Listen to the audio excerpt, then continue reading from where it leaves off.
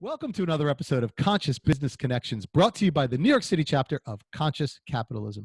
My name is Bob Caporale, and I'm joined today by Wendy Green of Live&United and Adopt-A-Mask, two separate companies that work together. I'm going to talk all about that.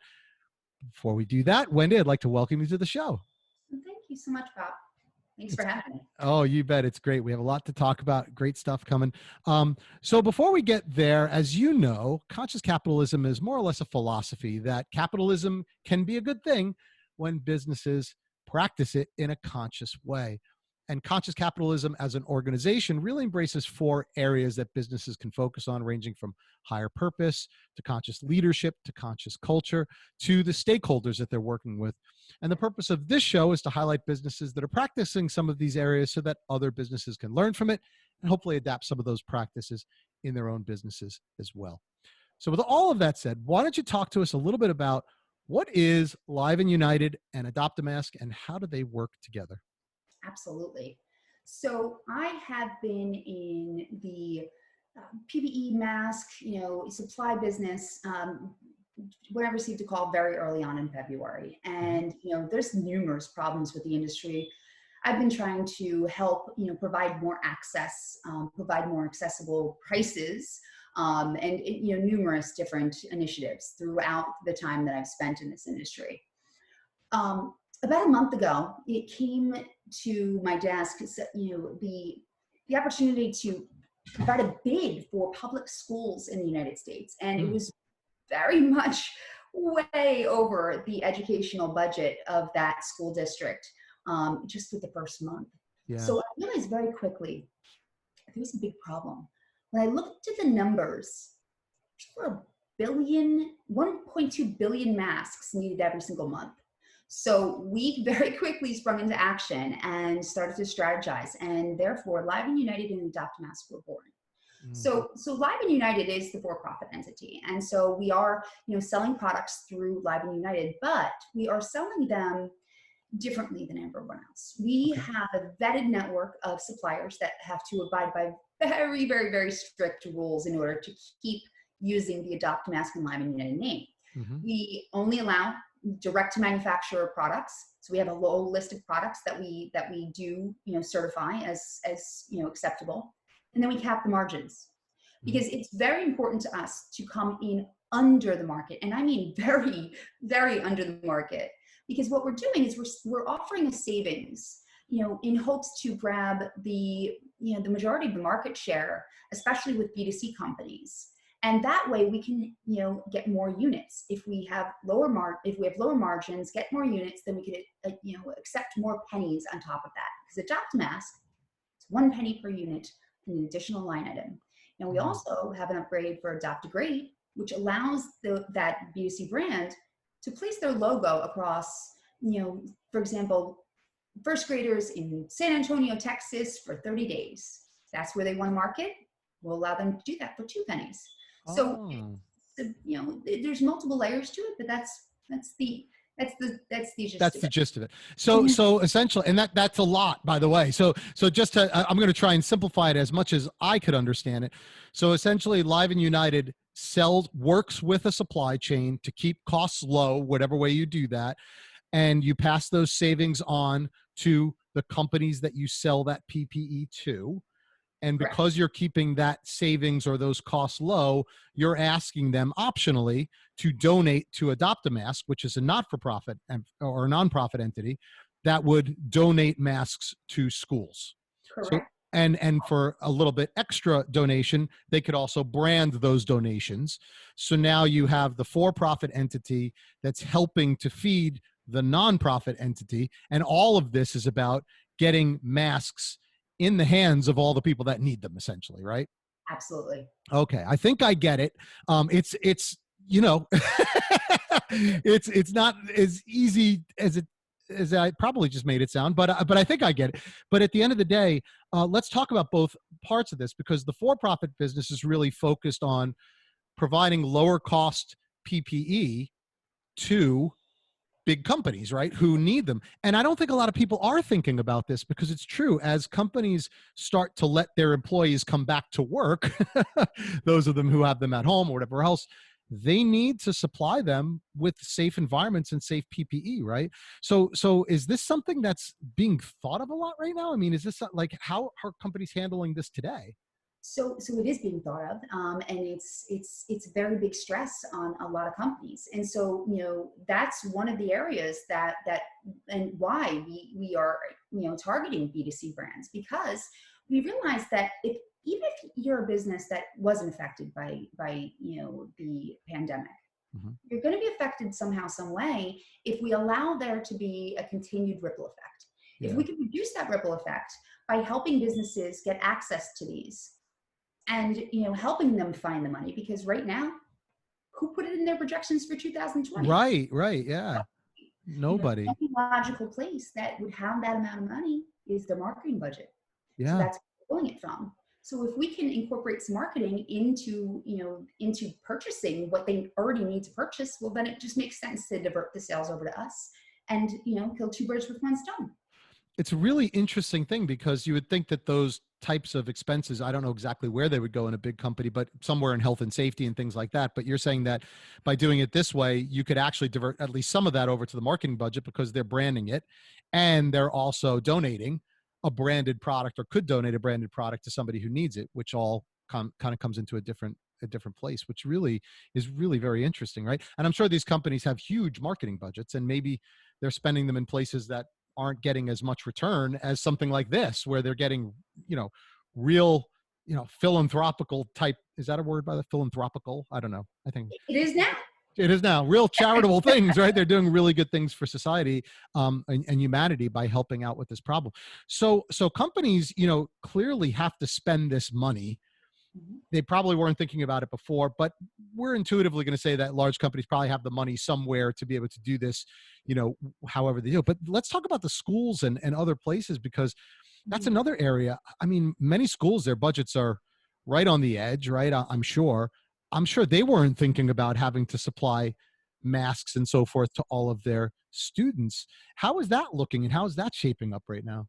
So it's not. In Yeah. fact, every day it seems to get a little more interesting. I'll just put it that way. So, yesterday they announced that FEMA stated very clearly that they were not going to be supplying masks to public schools or any kind of schools. Mm, And that was a very, very, very big statement. yeah. Prior to that, some school districts had been, requesting bids very early on in, say, June.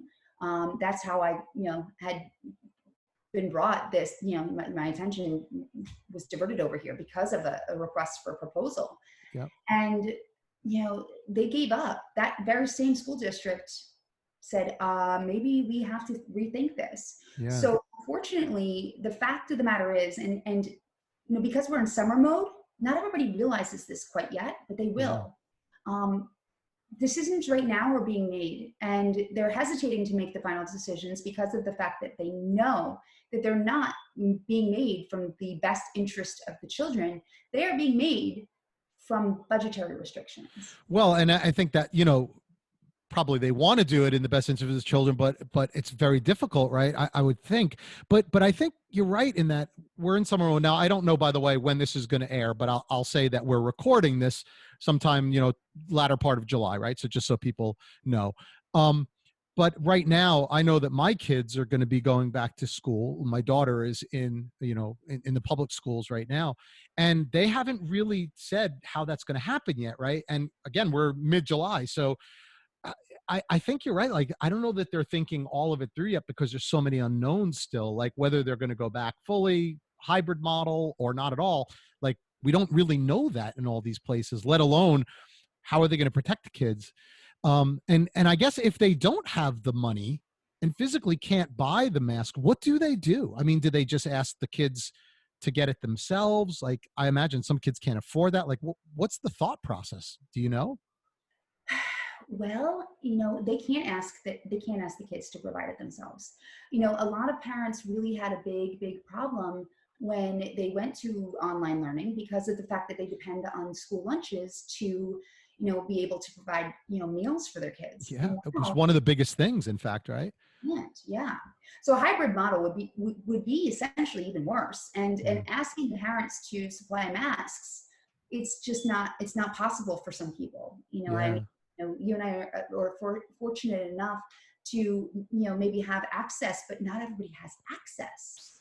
So that's what we're here for. So what do you do? Right. And that's right. I don't know that it's being completely considered, which is really interesting. So the idea then again is that you're going to help to try and solve this problem. I mean, it's one of these big overwhelming problems that kudos to you for even thinking that it could be solved, right? But I think you're on the right track, that if anybody's going to be able to solve it, it's going to come from the large corporations who can afford to help in this area, right? And maybe they get some benefit in return, which I think sounds like a really good thing. You're in the early stages of this, though, right? Obviously, this is pretty much just starting up. So I don't know if I'm overreaching by calling it conceptual, but you haven't done this yet, right? Nobody's actually signed up completely yet. How is it looking? Does it feel like this is going to work, or what do you think at this point?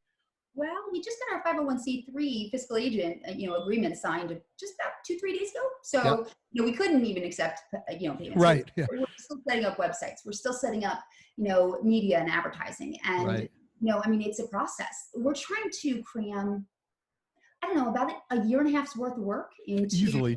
a very small period of time. Yeah. You know what? I mean, I'm a mother. I'm a mother of a 5 and a 6-year-old. And one of my children is high risk. He has 7 anaphylactic food allergies. And, he's considered very high risk because his immune system is constantly compromised. So Wow. it speaks very closely to my heart. Yeah. It's a really, really important thing. So yeah, I mean, this is a really interesting thing though, because it's one of these kind of big world problems that we're not thinking about a lot, but let's talk through it a bit. I mean, if the schools don't have a solution to this, what kinds of things happen? I mean, do the kids just not wear masks? Do they wear, cloth that isn't going to be effective? Do they wear a mask over and over again to a point where it's unhealthy? Like, what do you think the implications are for something like that? So I've been paying very close attention to this, and there's different schools that are having conversations in school board meetings.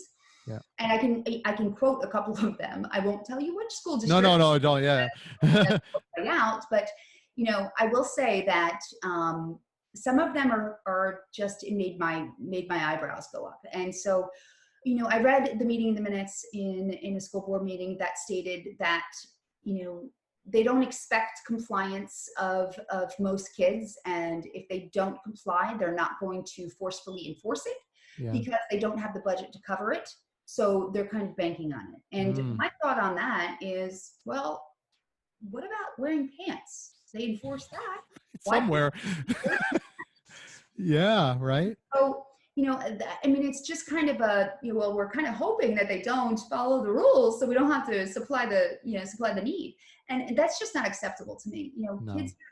Kids are not, kids are not ruled out here. There was, not a lot of deaths, but I'm sorry, one death of a child is not okay. Yeah. Other school districts, actually one of my partners, he was paying very close attention since I brought this to his attention. He has young children as well.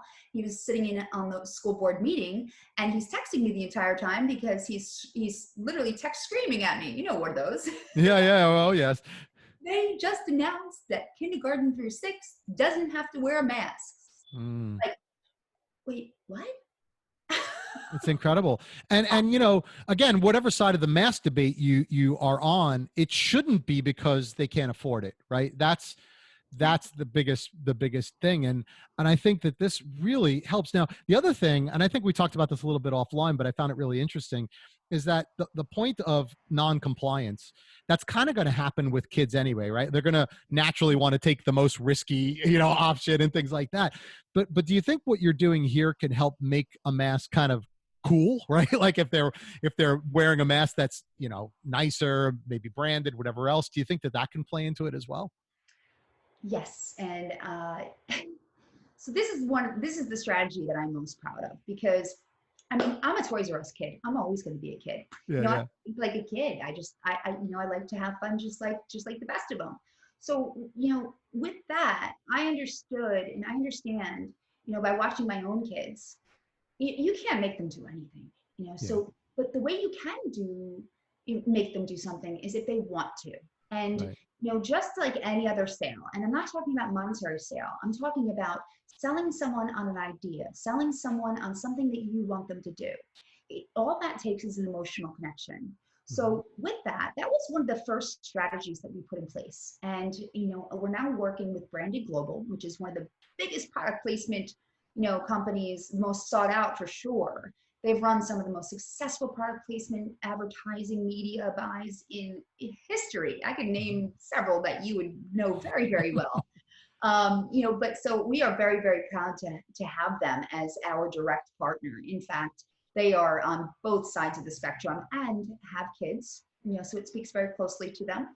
Yep. And so what we're doing is we're approaching very large brands, but to partner with us. So we're approaching, video game companies and blockbuster movies and main actors and musicians and sports teams and, B2C high-end, fashion. If, I don't want to name any brands. No, yeah, you don't have to, but If we can add that cool factor, if we can yeah. put limited edition prints on things and hide almost like Willy Wonka and the Chocolate Factory, the golden ticket inside packages, and give away limited edition sneakers and game cards. Gamify it like a little bit. Exactly. Yeah, that's really cool. Yeah, that's what we're putting together. So kids are excited to get their mask and they're excited to wear it because each district has a different character this week, or each district has a different style. So that's really I'm most proud of that one because so the big impact. So the branding doesn't have to be the company that's buying the mask. They could actually say, we're gonna donate so that you can buy branded masks for the school districts, whatever those branded masks might look like. And they could be, anything that might attract or be appealing to the kids, right? So now they're wanting to wear the mask rather than having to wear the mask, which I think is a real key. So this is the advantage to being directly on the production line and owning your own brand in the masks. So we are giving away a very specific type of masks. It is a white label version of a very, very, very effective nanotechnology mask. We did that for several reasons, because of the airflow, because of the breathability, because of the filtration, but also because we have control over the production and the manufacturing. One of our other partners and co-founder of Adopt-A-Mask, he has a company that sits on their production line, the parent company. So we created a white label brand, but not to sell. If we have to produce 1.2 billion masks a month, we're not going to have any to sell. Right. Yeah. Doing this just to emotionally connect with these kids. We created a brand just for that. So that's where Adopt-A-Mask comes in. So that's purely the nonprofit piece, and that's going to be the company that is donated masks that are appealing to children that they would want to wear and become a fashion accessory. I have to tell you, even if you're not a kid, it works, right? I think because I was not very excited about wearing a mask, not because I'm anti-mask, but because, it's like a pain in the neck. It fogs up my glasses, whatever it is, right? But then I went ahead and I bought a branded mask, which was my favorite hockey team, which I won't say because, in the New York area, you're automatically, especially New York, New Jersey, I'm going to isolate 2/3 of my audience. So, but I will say I am a fan of one of them very much. And, and I bought a mask that was branded with that team. And now I want to wear it. I was like, I can't wait to go out because it's cool, so at least I think it is. And I imagine that's just a human emotion. So if you can bring that into schools and so forth, that can't be a bad thing, right? Well, I'm assuming you have a favorite player as well, right? Well, I used to when I was a kid, but I kind of grew out of that. So, so picture like baseball cards, right? Yeah. So we do plan on aligning with specific players within the NBA and the NFL and the MLB to put specific players on these masks as well. Have limited edition prints, just like a baseball card. Maybe they could be a collector item one day. Yeah. So we're reaching out to some of our contacts, and we're seeing what we can put together very, very quickly to be able to get that done, even if it's just their number. Yeah.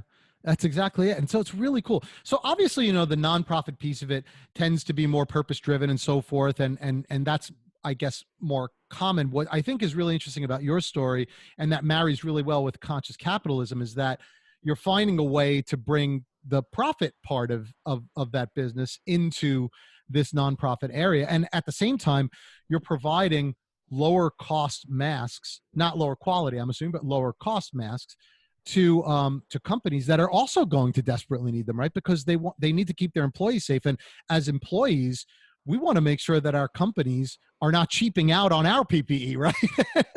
So I think that's a really important element in this as well. I know that it's early and I know that it's still trying to get off the ground. But before we end this, I do want to know, is there a place set up yet where people can find out more information, or are those websites still being built? How do people find out more? Well, they're at the final stages. I just have to, do a couple of other, our attorneys can't move fast enough to get us the, disclosures and things like that. Yeah. The first few that are being launched, it's going to be an Adopt a Mask page and a flowguard.com page. We chose to go with the brand, of mask first, because that's the brand that brands are going to be aligning with. Got it. To get these out to public schools, and then followed by that will be Live&United site, which is a lot more of work. But keep in mind, again, I will reiterate. I mean, this is 1 month that we are early, and we couldn't collect donations before, so we were doing this all on my dime basically. So yeah. We're putting it together, but Still going. Yeah, so it's still in the ideation stage, which I think is fine. Like this is kind of a thought process, an idea, and I think people who are watching this, the whole point is to get inspired by some of these things, and I think it's going to be interesting to kind of follow it and see how it works, see how it kind of grows and builds and so forth. So hopefully by the time the episode gets released, maybe there'll be a website set up or something, and we'll put a link in the notes so that people can kind of follow you and see what's going on there. But I think it's just a really interesting story and definitely a need that needs to be addressed. So I think it's really, really important. So really great, Wendy. Best of luck with the whole thing. I love the idea. I can't say that I know enough about it to say, yeah, that's going to work. To be like, say, kudos to you for having the mind that kind of connects these dots, because I don't think mine does. I think mine's like, yeah, much more of an engineering mind. I'm like, okay. Yeah, I buy from here and it goes to there and that's it. So you got a lot going on there, but it sounds good, and hopefully people will be inspired by it and maybe have a chance to be part of it as well. So thank you for all of that. And again, we'll put the link in the show notes, and we'll be able to see how that goes. Perfect. Thank you so much. Oh, you bet. And to everyone out there, thank you for tuning in to another episode. Hopefully you learned something here. Hopefully you were inspired. And again, if you want to share your story and you're located in the greater New York City area, which of course includes all the way down to central New Jersey, all the way out to western Connecticut, all the way up to the Hudson Valley in New York and everything around New York City, give us a shout, right? Subscribe to the channel first and foremost. Hit us up at consciouscapitalism.nyc. Subscribe to our mailing list, and you'll see how you can be a part of this show as well. We also don't want to end the show without thanking the sponsors of our chapter, the Core Club and the Tomiak Foundation. Without their generosity, programs like this would not be possible. And of course, we want to thank you, the audience, for being a part of Conscious Capitalism and wanting to learn more. Again, subscribe, tell your friends, share the links, and hopefully they'll get something out of this as well. So with all of that said, Wendy, thank you again so much for joining us. We'll be following what goes on there, and hopefully it'll all work out really, really well for you, and you'll be doing some really great things for the community. Thank you, Bob. You bet. Thank you. And we'll see everyone back here on another episode of Conscious Business Connections. Thanks again for joining.